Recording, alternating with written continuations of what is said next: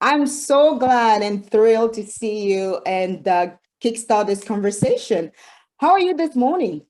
I'm doing very well, thanks. How about yourself? Doing fantastic. Always happy to see you. Yeah, and I'm excited to be here. Thank you very much for your. Absolutely. Sure. So, of course, you are a seasoned expense reduction expert. I've seen your work up and close and love what you do. Would you please just introduce yourself in 15, 20 seconds so people have an exposure of your great background and what you do, for your clients? Absolutely. Well, personally, me, I've been with expense reduction now for about 2 years, but I come from a variety of business development and business management backgrounds. I kind of had a dual career, both in the oil and gas industry as well as in the construction industry. A large part of that was in distribution. I managed companies with as many as 100 plus employees with about $100 million in revenue. And that was in the construction side of the business. I was a CEO of a union construction outfit for a number of years, and then jumped back into the oil and gas industry for about the last 8 years of my career before I moved over to expense reduction analyst to become a principal consultant for them. So, and it's been a very successful move so far, and looking forward to many more years of it. Absolutely. And that's, met also because manufacturing and distribution wholesalers are kind of where we have a great synergy because you work a lot with them. And then right now, actually, this is a great transition because we're all hearing about the inflation and what's going on. Is it a recession? Is it not? But what matters is what people are feeling in their pockets right now, right? Like manufacturing businesses, they're looking at ways how to save money, how to be wiser about the expenses. And my question to you will be, what should a business expect when they hire you as a business expense reduction? Okay, that's a really good question, and it depends a little bit on who they engage with. So if they engage with one of the big four, say Deloitte or similar, what they're going to expect is a retainer fee at the front side of that before any of the activity even begins in reducing their overall expenses. Now, there are lots of smaller companies out there, even some solopreneurs. I have three associates, one who focuses strictly on small package freight, another one on energy and energy consumption, and another one on property taxes. Now, they do a very good job for their clients, but of course, their focus is very singular. When a company engages with ERA, you're looking at a global company, global consultancy with 800 plus consultants in 32 countries. About 300 of those are in North America. And many of our consultants occupied C-suite offices in their previous lives. So bringing that breadth of size along with the depth of knowledge allows us to look into 60 plus different categories, and those categories are growing all the time. And while savings tend to vary from category to category, at ERA, our average savings is north of 16%. So to put that in real terms, if I'm working with a company that does say $120 million in revenue, we're reviewing $30 million in spend. It's very realistic to expect $4.5 to $5 million in annualized savings for that company at the end of our engagement. That's not bad at all, especially right now where a lot of companies, again, you have to be smarter about your spending. That's just bottom line with everything that's going on. That's correct. Well, and one of the ways I like to think about it is, if inflation is running at 9%, and you're able to drive 16% to your bottom line, you've actually not only hedged for inflation, you beat the inflationary influences, right? Absolutely. Totally agree. Now, so what kind of clients are you working with? And then what do you choose? Then what is your process in selecting clients that you're working with? Okay, well, broadly speaking, we are industry agnostic, although I will say for the four industries that we spend much of our time in, well, I should say that we have our greatest success in it: healthcare and manufacturing, like you already mentioned, Mhm. education, And then distribution tend to be our four strongest areas. We do a lot of work with nonprofits. We have consultants who focus exclusively on that vertical. They do a very good job helping to drive dollars to, mission critical, which of course is the most important for a nonprofit. Now that's a smaller revenue stream for ERA as a whole, but for some of these individuals, again, they do a very good job. We're very proud of the work that they do. And when I think the reason that we work with the four verticals more often is because they tend to be very labor intensive. And that is to say, their employees are laser focused on growing the top line. And they look at things like telecommunications and freight and logistics, IT, et cetera. Well, that's just the cost of doing business. So they don't have people dedicated to keeping those costs under control. It's sort of a one and done type of thing for them. And they certainly can't have all the expertise on staff that ERA can bring to bear on a project, nor would it make economic sense for them to do that. So the other thing we look at is revenue band. Our sweet spot is squarely in the middle market. We're 10 million kind of on the low end to 500 million on the upper end. Now we can and have worked with companies in the multi-billion-dollar stratosphere.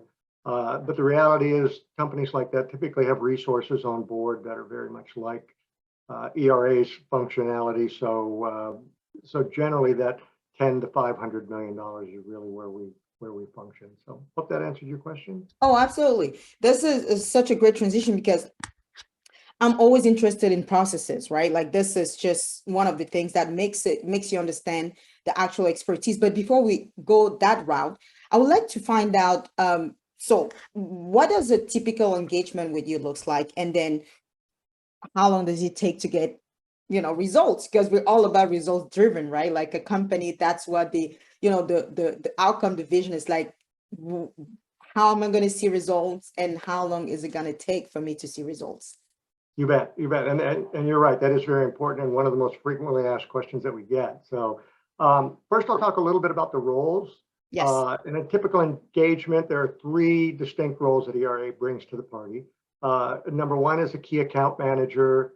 And that person's job is to help the client understand the value proposition that ERA brings to a project or an engagement. And then once that engagement is formalized, then a project manager will be brought in.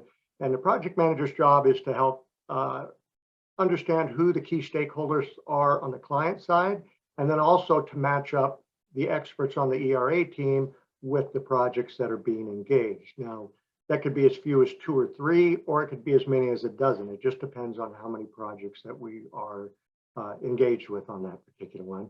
And the people on the ERA team are called Solution Delivery Specialists or SDSs, and they will come in and get to know the key stakeholders and determine the best path forward.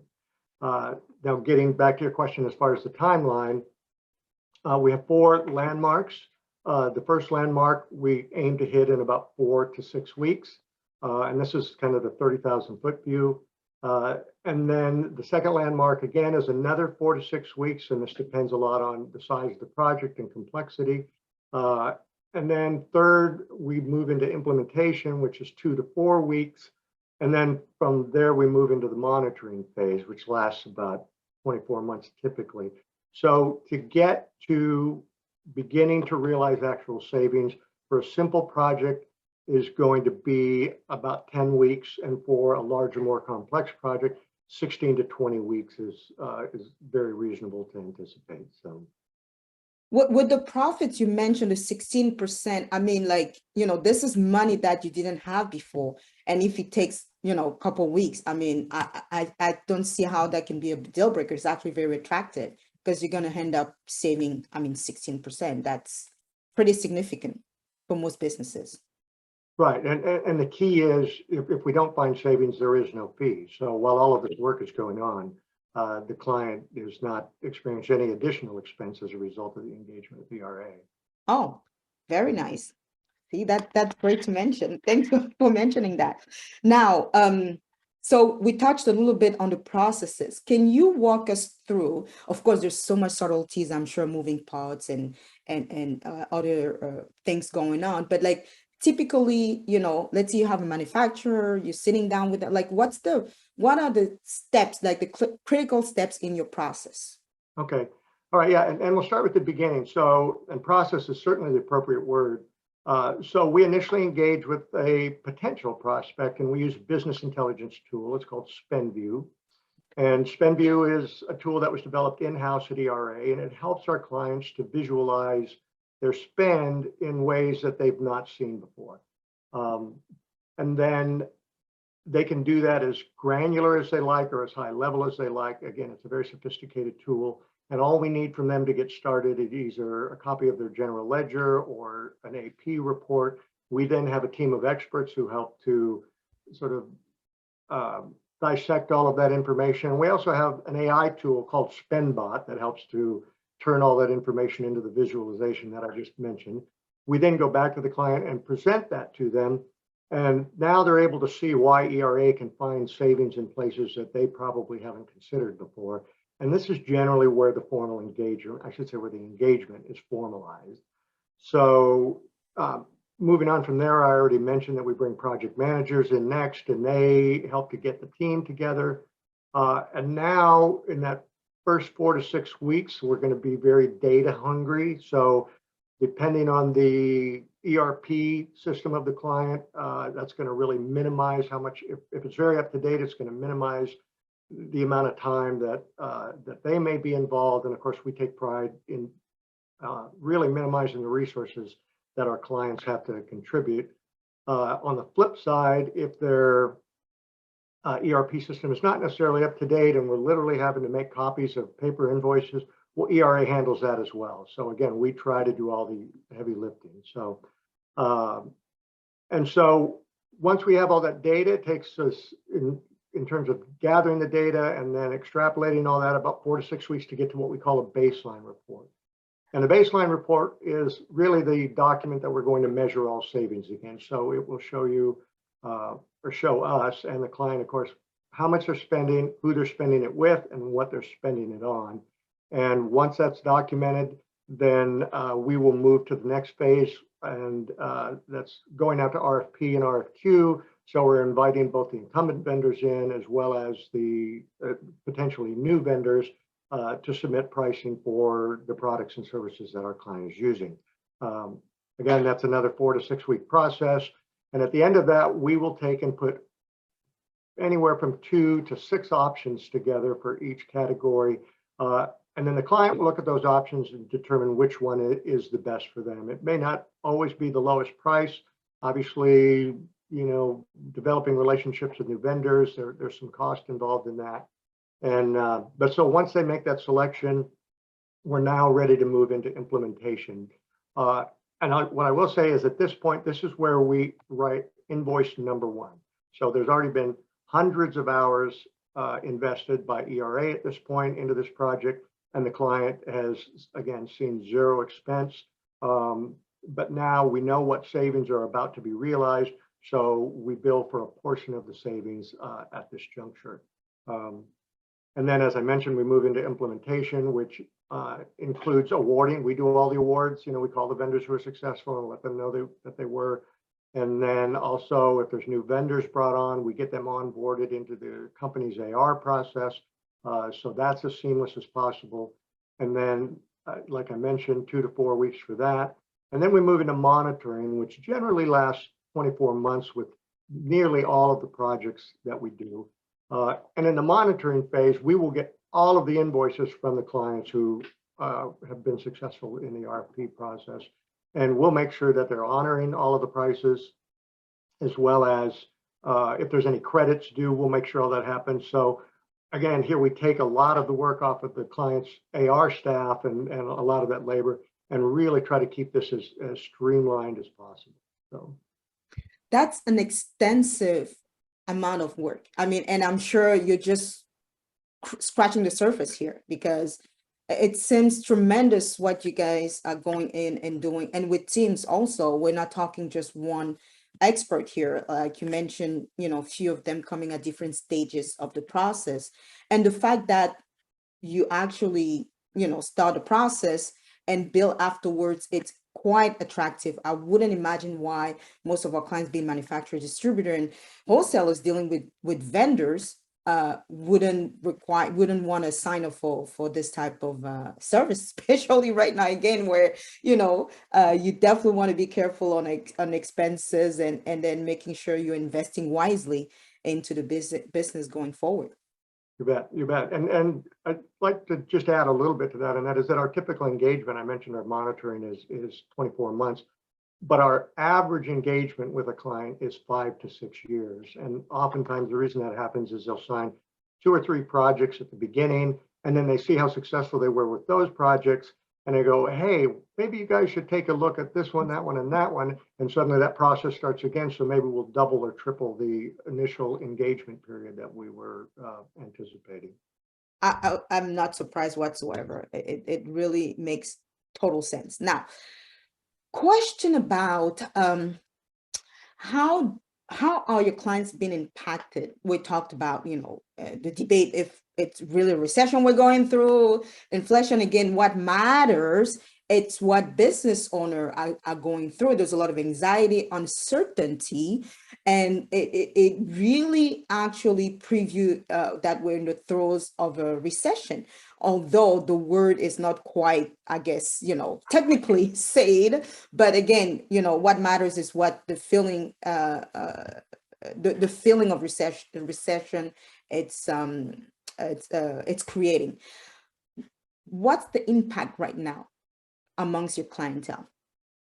Yeah, the economy really is in a strange place right now. I don't think any of us have seen it like this in our lifetime. Are we in a recession or not? All the classic indicators say we are, but yet job growth is pretty astronomical. So, and the 2 biggest issues we're helping our clients with right now are staffing and inflation. And while ERA can't fix the labor shortage, of course, that's global, and it's not a service that we offer, we do try to make sure we have a network of people, of fractional CFOs and CMOs and so forth, and just staffing agencies that we can refer to our clients. And again, it's not a service, that's just a value added that we try to bring into the process. But helping to navigate the choppy waters of inflation is clearly in our wheelhouse. So while many of the cost increases that our clients are experiencing are very legitimate, we know that there's going to be vendors out there who are going to take advantage at the expense of our clients. So by benchmarking our clients' expenses against thousands of other companies in similar circumstances, we can really find where the low-hanging fruit is. So for instance, if we see a client is paying X for a particular product or service, and we benchmark that whether regionally, nationally, or globally, and we know that they're overpaying, we know that's a project that we want to zero in on very early, and that the odds of success and significant savings will be very high for a project like that. And also when we negotiate with vendors, one of the things that we bring that a lot of companies don't is we understand raw materials are going up for the vendors. So we will write that into the contract. If your material prices go up X percentage, then you're entitled to an increase. But this is all very transparent. So by making this transparency part of the RFP, RFQ process, what we do is we increase the trust level between the client and the vendor. And really at the end of the day, all 3 of us, have a very high trust level, and it really brings a win-win outcome for the entire engagement and everybody who's involved. Indeed. So the pricing, talking about what's going on with like inventory, some of our manufacturing clients are saying, oh, it's going better just because there's so much inventory we need to get rid of that.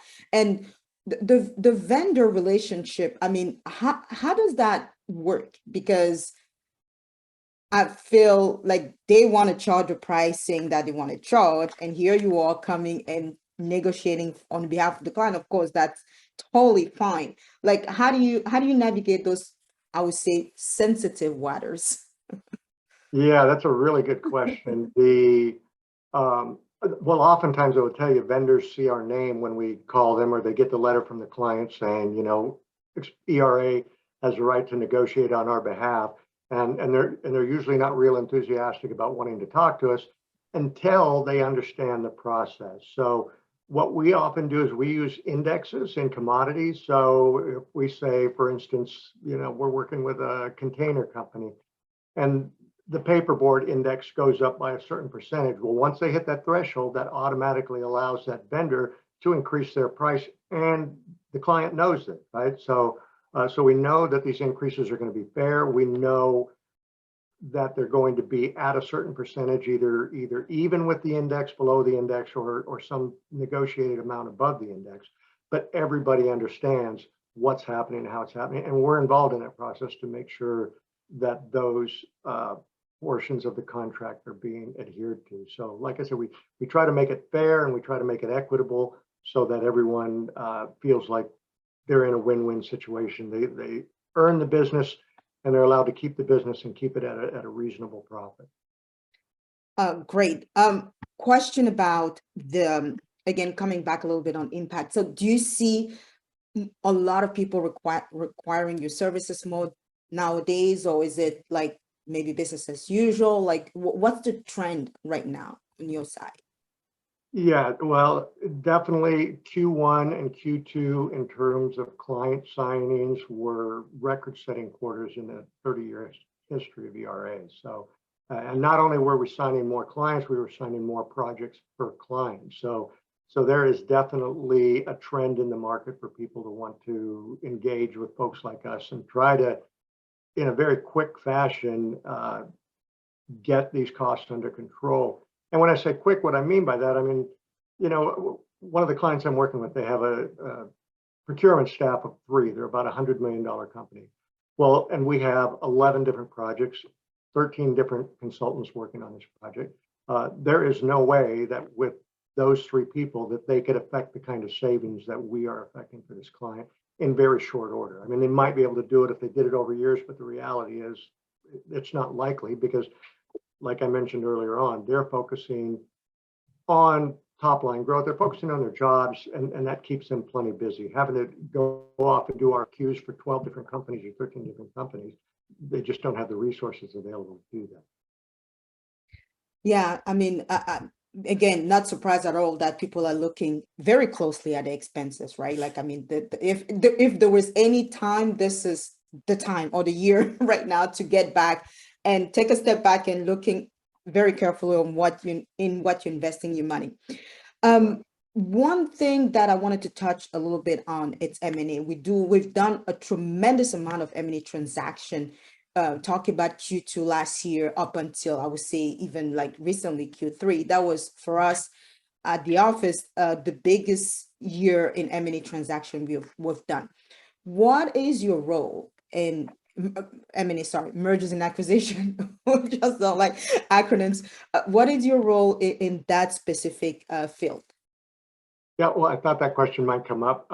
While ERA doesn't actively engage in the process of working with companies who are either being acquired or are in the acquisition process, for companies that are planning a sale somewhere down the road, 2 to 5 years, we can certainly help to make them look more attractive to a potential buyer.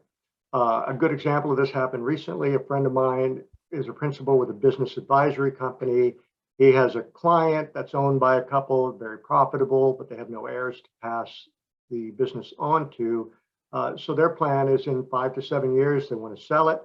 And the reason my friend reached out to me is because he understands that every dollar that is taken away from an expense falls immediately to the bottom line.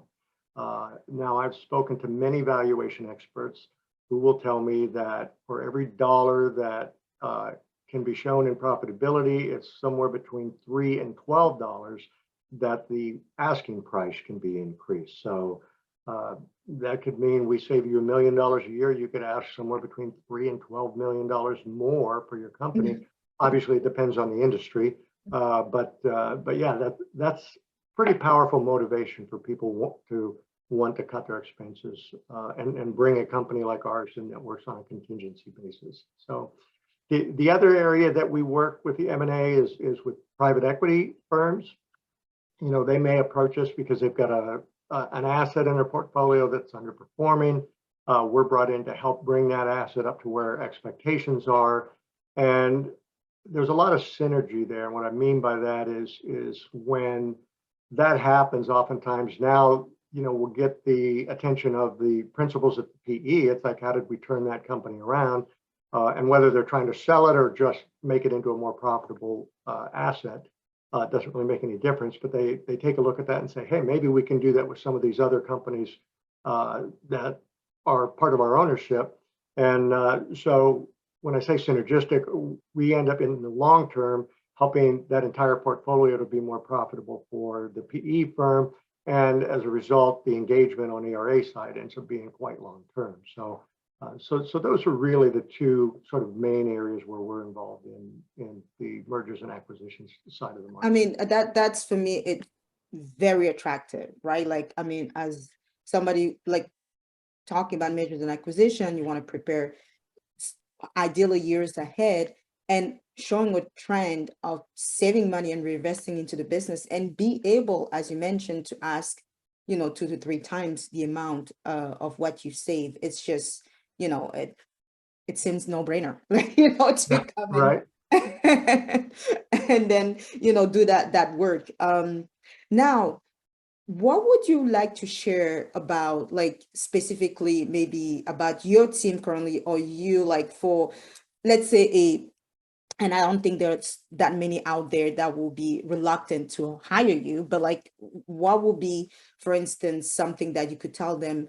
Because we know how manufacturers are busy. I mean, we have a bunch of them. Sometimes to just get a phone call or sit down for something that's extremely beneficial to them, it can take weeks.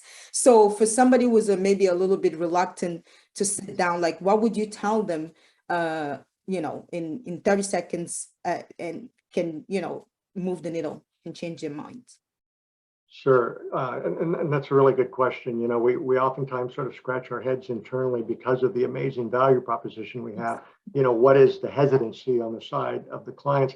And oftentimes we think it's because it sounds too good to be true when you're talking to a client. But I would say that, and time is one of the biggest things that we often hear. It's like, I do not have time right now to jump into another project. And that's, we really, but I mentioned the data gathering and all that, we oftentimes measure our success in dollars per hour saved by the client. So if your staff time is 20 to 30 hours and you save $3 million, well, what is the dollars per hour that you've just realized? It's a very small investment of your resources to gain a very large return on that investment on the other side. So if I can just have 20 minutes to show you the value proposition, there's a very good chance we're going to have that second and third meeting and end up in an engagement together. So yeah, and I would think so. I mean, just for the few minutes we've been talking, I mean, the attraction here, and then it makes absolute sense to sit down and talk with you, and then see what you can do for the clients. Now, do you have, what are you working on right now? Like, do you have like maybe 1 or 2 examples of companies you're helping currently? I know there may be a few, but like just. Sure. Well, actually, right now I'm working with 2 food manufacturers here in Southern California. Very similar revenue band. One's about 120 million in revenue. The other one is about 100 million. I'm also working with an oil well service company out of the Pennsylvania area, but they have locations pretty much all over the country. And we're experiencing some great success. I mean, one of the food manufacturing companies, we have been engaged with them since November, and we are introducing close to $2 million in annual savings. And we have more work to do. There's a couple of projects that we decided to phase in simply because they didn't have the resources to address them all at the same time. The company I was just talking about in Pennsylvania, we worked with them on an insurance project, and we were able to save them 25% on their annual insurance renewal, which was well into the 6 figures. So yeah, and then I'm currently talking to a furniture manufacturing company, and they seem very, very interested, and they're in the $60 million or so range. So Haven't signed them yet, but they understand the value proposition and seem very enthusiastic to move forward. So Yeah, I can only see how busy you're gonna get, more and more going forward. I mean, until the situation, the economy stabilizes. Who knows how long that's gonna take. That was just loved it. I mean, this is exactly what I was looking forward to talk about. The topic is so interesting and more important, very beneficial right now to our clientele base. Anything else you want to add that I maybe forgot to mention, like you would like to share? no, I think we've pretty much covered it all. I do definitely want to thank you and thank Diamant Clay. I probably pronounced that terribly, but You're pretty close, Diamond Carré. uh, Pretty close. anyway, want to thank you for inviting me and spending the time together. I really appreciate it, and look forward to working together with you. Absolutely. Well, Ray, thank you so much for sharing your expertise, and then always a pleasure seeing you. And that's it, folks. Today was such a great topic. We can obviously talk for hours, but we're a little limited on time. And I'll thank you for your time today and see you next time for our next Core Deals webinar. Thank You you, bet. Ray. Thanks a Have a good, million, Valerie. okay. Bye. Bye.